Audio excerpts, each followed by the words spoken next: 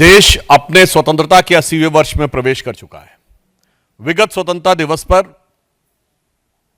प्रधानमंत्री श्री नरेंद्र मोदी जी ने एक बहुत महत्वपूर्ण और आज के परिप्रेक्ष्य में अत्यंत उपयुक्त विषय दिमागी नक्सल के विषय को उठाया, परंतु हम लोग इस विषय को लेकर आश्चर्य में हैं कि मात्र 24 घंटे के अंदर किसके दिमाग में नक्सली दिमाग था वो खुद ब खुद निकलकर सामने आ गया।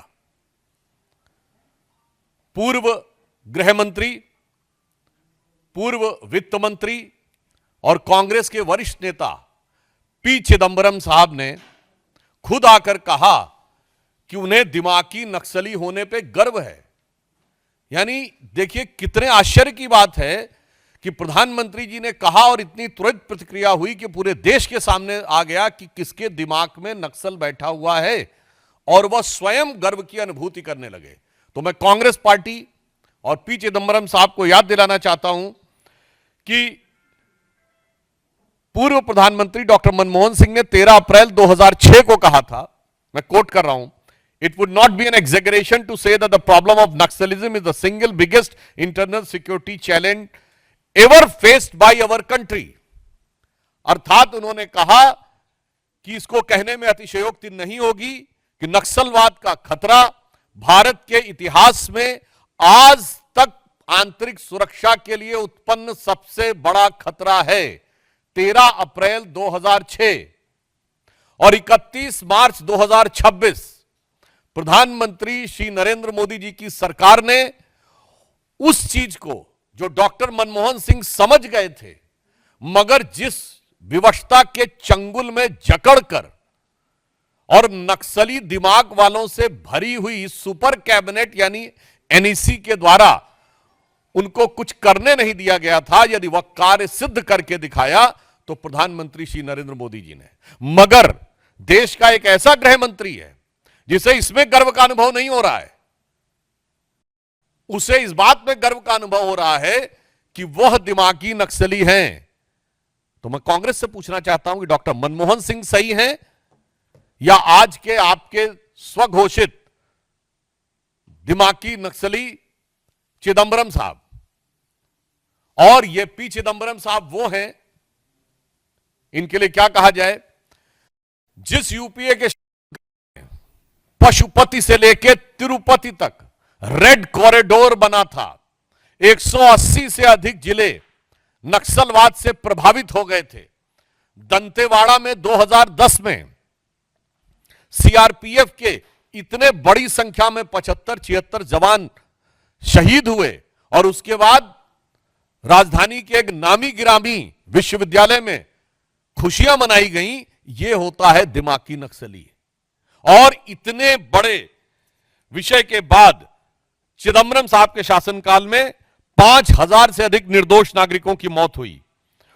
1913 सुरक्षा बलों के जवान नक्सली अभियानों में शहीद हुए। 180 जिले नक्सल प्रभावित हो गए। 92% से अधिक हथियार जो नक्सलियों के पास थे वो पुलिस के हथियार थे जो लूटे गए थे। और याद करिए 2009 में उस समय प्रमुख नक्सली नेता किशन जी ने कहा था 2030 तक दिल्ली पे हमारा कब्जा होगा, मगर आज वो 180 नक्सल प्रभावी जिले शून्य पर आ गए हैं। मगर उसके बाद भी उन 180 जिलों में भारत में सामंजस्य दिखता था और यहां पर समस्या दिख रही है। मैं ध्यान दिलाना चाहता हूं कि वो दंतेवाड़ा और वो झीरम घाटी जहां पर खून की नदियां बहती थीं, चिदंबरम साहब और कांग्रेस पार्टी, राहुल गांधी जी आंख खोलकर देखिए और कान खोलकर सुनिए, तब आपको वह देश अच्छा लगता था। और आज गृह मंत्री अमित शाह जी के कार्यकाल में यह परिस्थिति बनी है कि बस्तर में लगातार 2 साल ओलंपिक हुए हैं। यह सौहार्दपूर्ण, सकारात्मक और युवा ऊर्जा का प्रतिनिधित्व करता हुआ बस्तर अच्छा नहीं लगता है। अभी मात्र कुछ दिन पहले नेशनल हैंडलूम डे के ऊपर रायपुर में ट्राइबल एरियाज के युवकों के द्वारा हैंडलूम कपड़ों को रैंप पे वॉक किया गया। ये ट्राइबल युवा का यानी ट्राइबल जेनजी का रचनात्मक प्रदर्शन अच्छा नहीं लगता था और वो अच्छा लगता था। ये है दिमागी नक्सल जो इन लोगों के दिमाग में बैठा हुआ है। और इतना ही नहीं, इस समय 1800 से अधिक बैंक की ब्रांचें खुलना उस क्षेत्र में, 1200 से अधिक एटीएम खुलना, 6000 से अधिक मोबाइल के टावर लगना ताकि राष्ट्र की मुख्य धारा के साथ वो विकसित हो जाएं, 22 लाख लोगों को आयुष्मान भारत कार्ड उपलब्ध हो जाना ताकि वह युवा अपनी ऊर्जा का सही दिशा में प्रयोग कर सके। यह दृश्य जिसको खराब लगता है वो वास्तविकता में दिमागी नक्सल है। इसलिए मैं कांग्रेस पार्टी से और चिदंबरम साहब से यह भी पूछना चाहता हूं कि आप वही है ना जिसने वित्त मंत्री के रूप में कहा था कि भारत में तो डिजिटल ट्रांजैक्शन हो ही नहीं सकता, और सदन के पटल पे बोला था।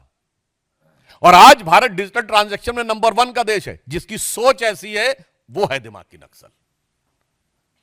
और मैं यह भी कहना चाहता हूं, वो लोग जो कहते हैं कि संसद से समाधान नहीं निकलेगा, सड़क से समाधान निकलेगा, वो है दिमागी नक्सल। जो ये कहते हैं कि संसद में रेजिस्टेंस से चीजें तय होंगी, वो है दिमागी नक्सल। और ये यूपीए सरकार की super cabinet national advisory council के सदस्य रह चुके हैं। इसलिए हम यह भी बताना चाहते हैं कि वो कालखंड जब इस देश में इतनी विपरीत परिस्थितियां थीं और आज एक सकारात्मक वातावरण बना है ट्राइबल एरियाज में, वह जिसको सही नजर नहीं आ रहा है वो वास्तविक अर्थों में दिमागी नक्सल है। और मैं यह भी बताना चाहता हूं कि एक दौर में जब भारत में